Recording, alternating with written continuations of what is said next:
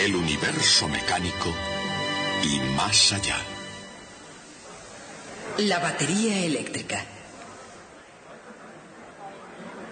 En el siglo XVIII, la electricidad era solo una curiosidad. Pero en el XIX se convirtió en una de las más importantes herramientas, no solo de la ciencia, también de la industria. Y el invento crucial que causó dicha transformación fue logrado precisamente en el año 1800 por Alessandro Volta. Se trata, naturalmente, de la batería eléctrica. Quisiera haberles traído la batería de un coche, pero esta mañana, cuando fui a una exposición de automóviles, resultó que lo único que tenían era un limón. Así que he pensado hacerles una pila con este limón. Pero si queremos usar esto como batería, necesitamos también electrodos para extraer la electricidad. Así que pondré un clavo de zinc. Así. Y un clavo de cobre. Así. Y para mostrarles que esto es una batería, voy a conectarla a ese galvanómetro o voltímetro digital de ahí. Observen. Cuando lo conecte verán que marcará un poco menos de 1 voltio. A propósito, el voltio se llama así por Alessandro Giuseppe Antonio Anastasio Volta. Como tanto nombre era muy largo a la hora de utilizarlo, se quedaron solo con el final, pero como seguía siendo largo, lo abreviaron a voltio. Y por cierto, el galvanómetro se llama así por Giuseppe Galvani. Y esos dos, Alessandro Volta y Giuseppe Galvani, son los personajes principales de la historia que vamos a contarles hoy. En todo caso, sería estupendo que pudiéramos hacer algo más con nuestra batería de limón que conectarla a un simple voltímetro. Sería estupendo, por ejemplo, poder poner en marcha este motor eléctrico con ella. Puedo intentarlo conectando el motor eléctrico a mi batería de esta forma.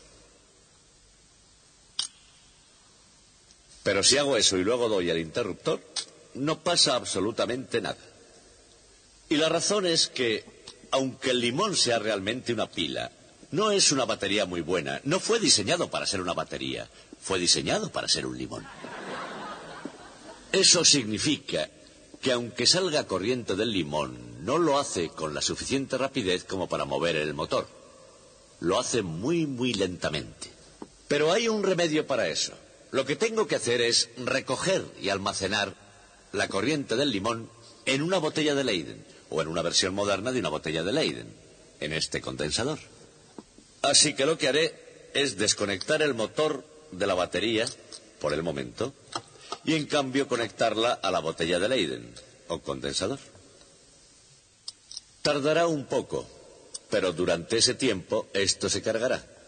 Y finalmente el voltímetro marcará lo mismo que marcaba antes. Y cuando eso suceda, yo podré poner en marcha el motor con el limón. Pero como esto tardará un poco, vamos mientras tanto a continuar con nuestra historia de hoy, que es cómo funciona, de hecho, la batería eléctrica.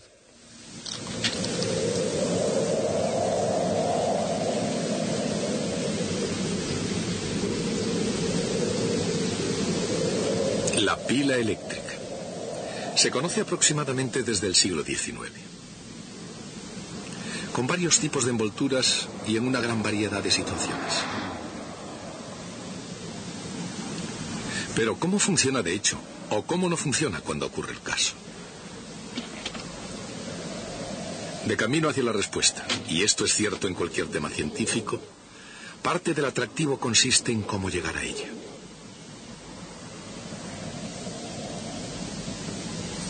Y para entender cómo funciona de verdad una pila, una forma de empezar es construyendo el metal desde el principio.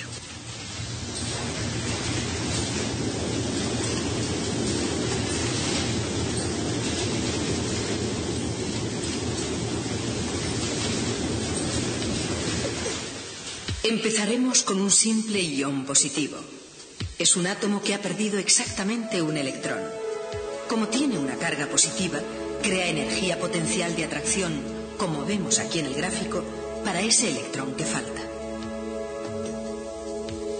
Coloquemos entonces más iones, juntos, uno al lado de otro, añadiendo justo los electrones suficientes para formar un sistema eléctricamente neutro.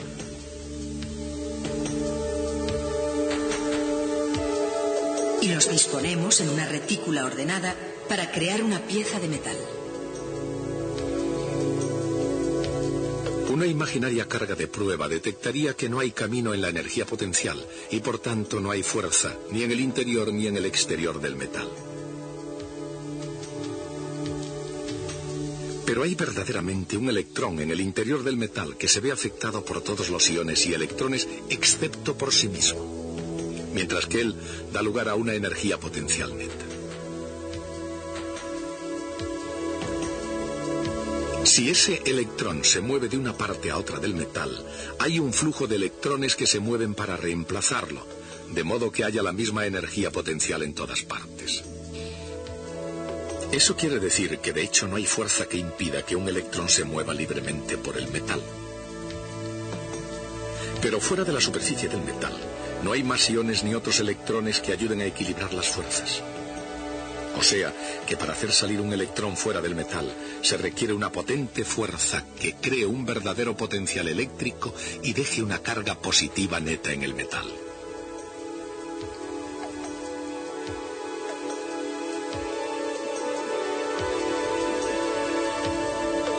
De ese modo, la energía potencial global de un electrón real disminuye bruscamente en la superficie del metal, a un valor inferior, que es el mismo en todo el interior.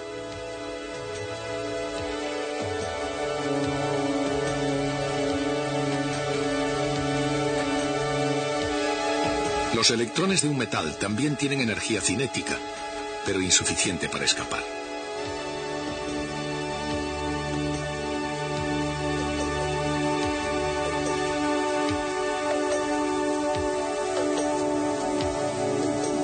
El total de energía extra que necesitaría un electrón para escapar de un metal se conoce con el nombre de trabajo de extracción.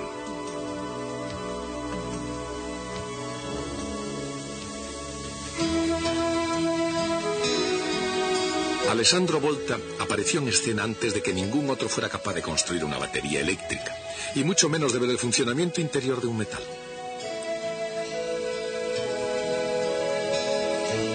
Pero Volta tenía un gran conocimiento de los metales, de sus propiedades y de su funcionamiento. A ese respecto, Alessandro Volta estaba considerablemente adelantado a su tiempo.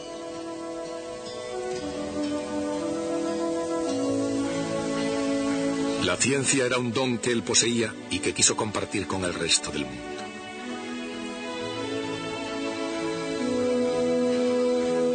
En 1775 escribió a un amigo en Inglaterra, describiéndole un reciente invento que él llamó electróforo perpetuo, es decir, el perpetuo depósito de electricidad. Posteriormente fue conocido como electróforo. El electróforo, una vez cargado, retenía un ilimitado número de cargas inducidas. Era ciertamente un depósito perpetuo de electricidad porque las cargas permanecían sin importar el número de veces que se tocara el dispositivo.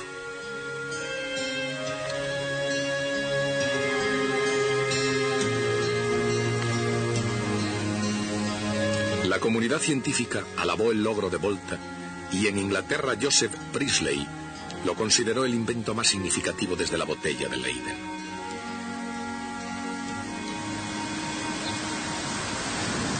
Al mismo tiempo que el invento del electróforo ofreció a la ciencia una oportunidad para avanzar, facilitó a su autor la oportunidad de visitar algunos países que solo conocía por correspondencia.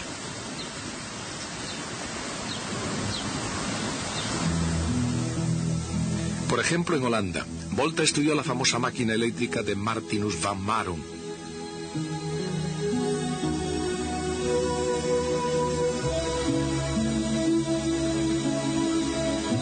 Y en Francia fue aceptado por la avant-garde, el vanguardismo, tanto de la ciencia como del arte.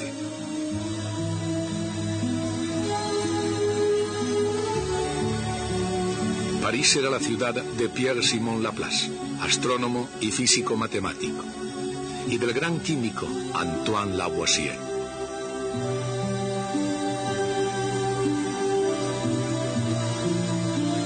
Fue también durante una visita a París cuando el impresor convertido en electricista, Benjamin Franklin, invitó a Volta a cenar.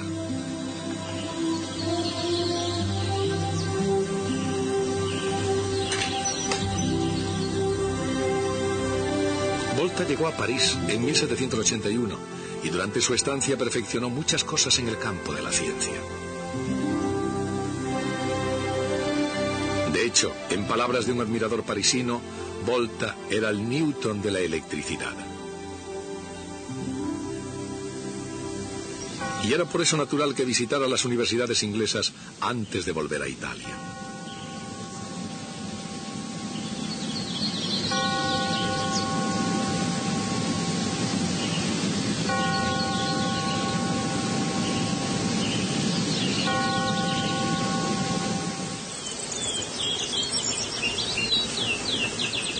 Como celebridad científica y profesor de física experimental en la Universidad de Pavía, a la edad de 46 años, Volta podría haberse dormido en sus muy merecidos laureles. Sin embargo, Volta recibió una oportuna carta de un tal Luigi Galvani. Galvani vivía en Bolonia y, como Volta era un italiano, dedicado a audaces ideas y sorprendentes descubrimientos. Quizá la más osada y escandalosa fue la idea de Galvani llamada electricidad animal.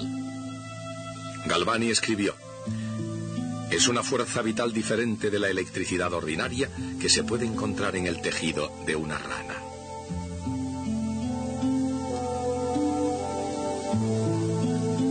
Tanto entonces como ahora, un impulso eléctrico hacía que un anca de rana diese una sacudida. Dicho de otra forma, cuando el nervio del muslo de una rana recién diseccionada recibe un pequeño impulso eléctrico, el músculo se contrae.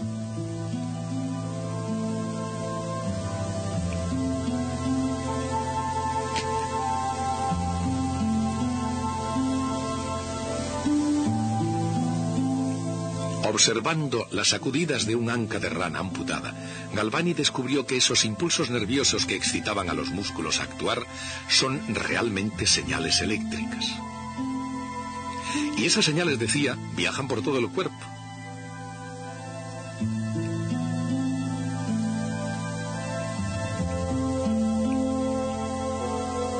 Pero Galvani creía que se trataba de electricidad animal almacenada en el nervio de la rana, igual que la electricidad ordinaria se almacena en una botella de Leyden. Pensaba que una descarga de electricidad animal era lo que hacía moverse al músculo.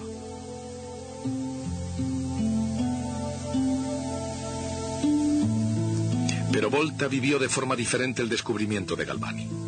Más que detectar la llamada electricidad animal por todo el cuerpo, Volta encontró ese impulso solo en el anca de la rana. Y entonces pensó que la electricidad animal era electricidad ordinaria, simplemente una sacudida que habían generado dos metales que se ponían en contacto en un circuito de Galvani.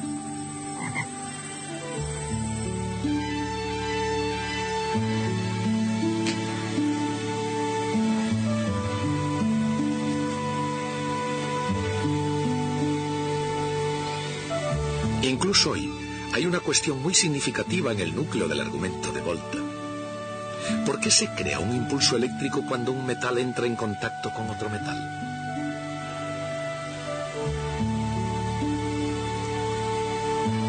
Cada metal, el zinc por ejemplo, tiene un potencial de extracción que impide que sus electrones escapen. Pero un metal distinto, el cobre por ejemplo, tiene un potencial de extracción diferente. La diferencia es aproximadamente 1 voltio de potencial eléctrico.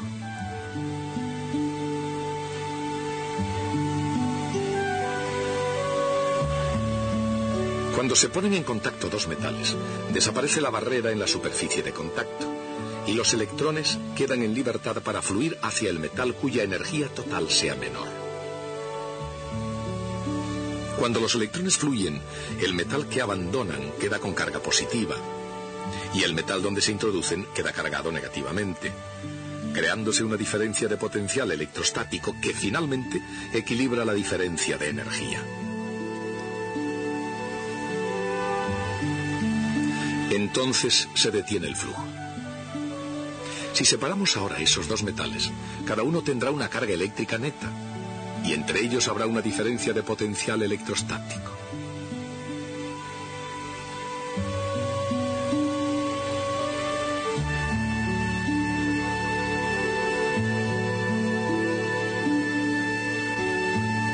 Como en tiempos de Volta aún no se había descubierto el electrón, Volta tenía que basar sus argumentos sobre otros fundamentos.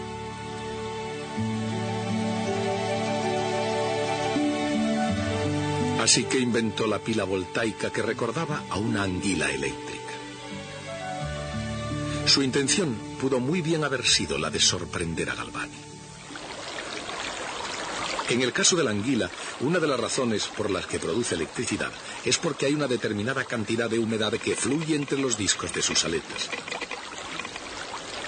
Y actúa como un electrolito, es decir, un fluido conteniendo iones positivos y negativos en solución.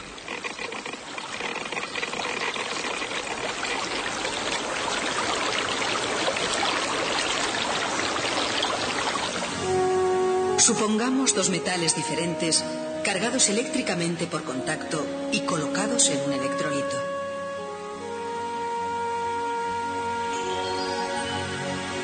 El metal que tiene exceso de electrones atrae los iones positivos de la solución. Cuando los iones positivos tocan la superficie, pueden extraer el exceso de electrones del metal.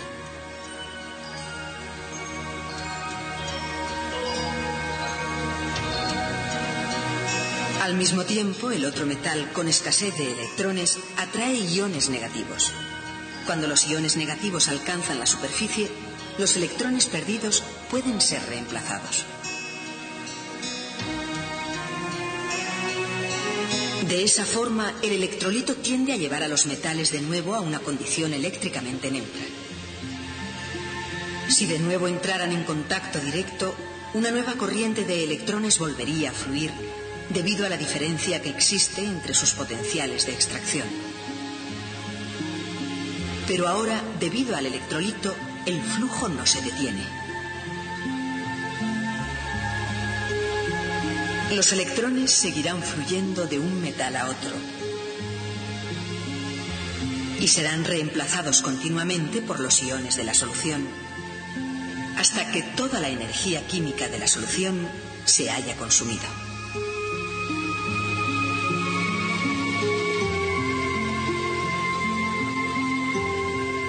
Pero hasta que eso sucede, la batería arroja luz sobre la física y la química.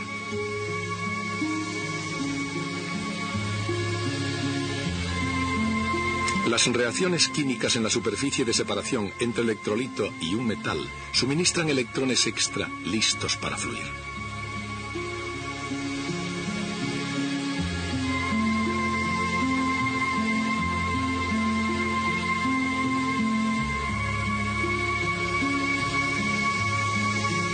En el punto donde un metal se pone en contacto con otro metal, la diferencia en la energía de los electrones que hay en su interior los pone en circulación.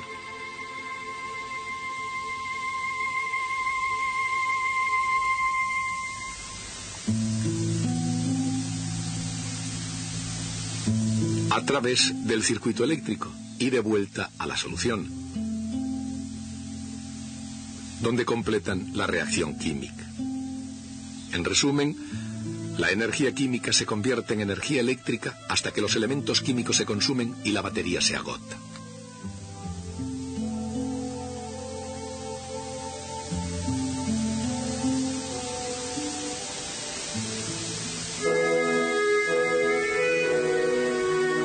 Esta es la teoría que hay detrás del invento de Volta, y en cierta medida la razón por la que la batería eléctrica y la anguila eléctrica funcionan de la misma manera. Así, imitando a la naturaleza, y para demostrar que Galvani estaba equivocado con respecto a la electricidad animal, Volta aplicó capas de aletas que estaban separadas por una especie de electrolito. En este caso, alternando placas de plata y de zinc separadas por cartón humedecido. Aquí, igual que con la anguila, en la humedad estaba el truco. El truco de actuar como un electrolito. Y al igual que con el electróforo, este invento también fue recibido con gran éxito.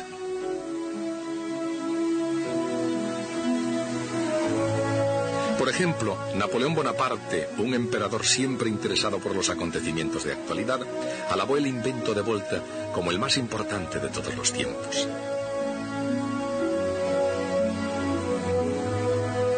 Y aunque eso sea opinable, De lo que no cabe duda es que Volta había elaborado la primera batería eléctrica.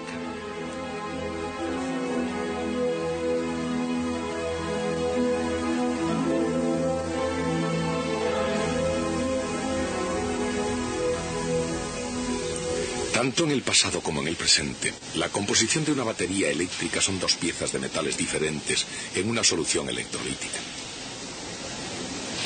Sin embargo, para conseguir que una batería sea eficiente en la práctica, hace falta algo más. De hecho, se ha recorrido un largo camino desde aquellos días en que Volta apilaba metales diferentes separados por piezas de tela húmeda, arcilla, madera y piel.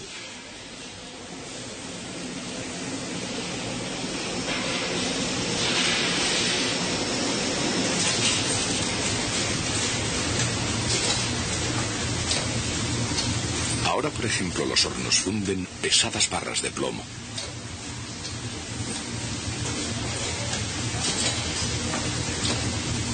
Luego, el plomo se moldea en rejillas o placas que servirán de electrodos.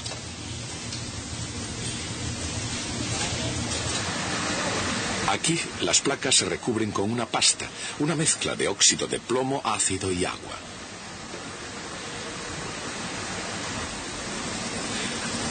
A la pasta que va a las placas negativas se le añade un relleno.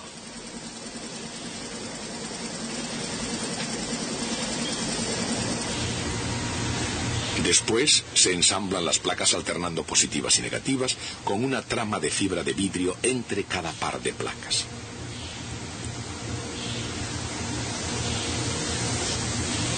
Las placas van soldadas a contactos. Se colocan en el interior de unos recipientes de plástico y se fijan.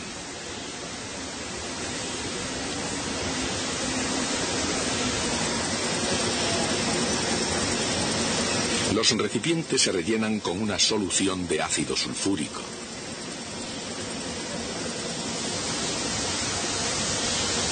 Y finalmente, en el interior del recipiente, las placas de plomo y el electrolito circundante quedan transformados en baterías eléctricas.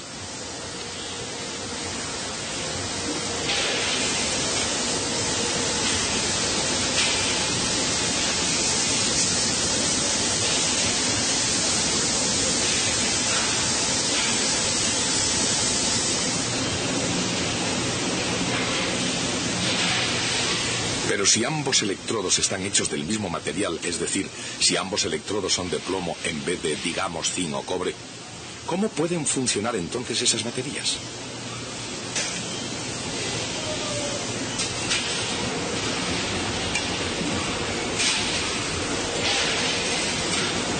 La respuesta nos la facilitó un científico francés llamado Raymond Planté, que descubrió este nuevo modo de hacer una batería.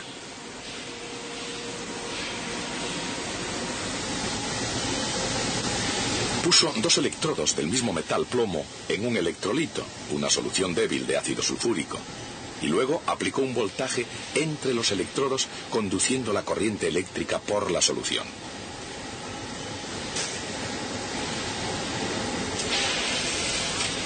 Esto tuvo el efecto de oxidar un electrodo, cambiando su potencial de extracción.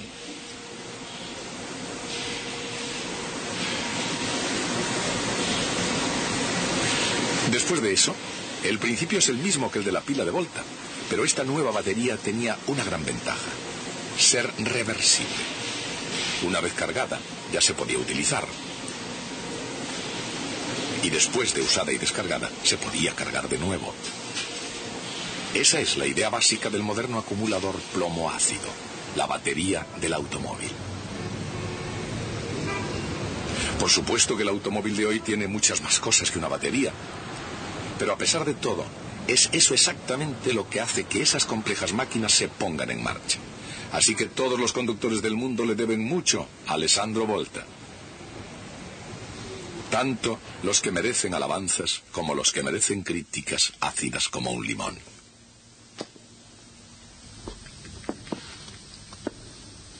El padre de Alessandro Volta fue uno de 4 hermanos, todos ellos sacerdotes.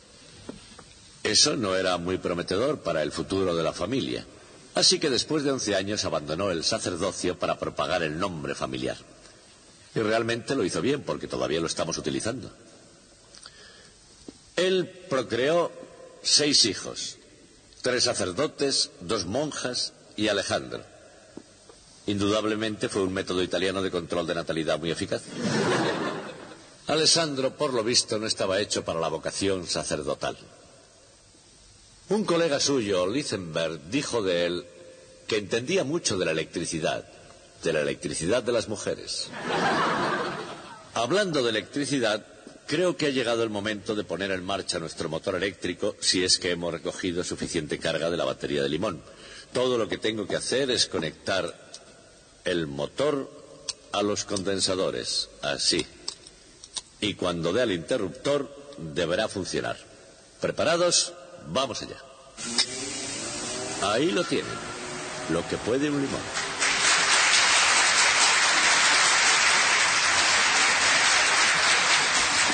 Bien, como ya no tengo forma de mejorarlo, seguiremos con estas cosas otro día.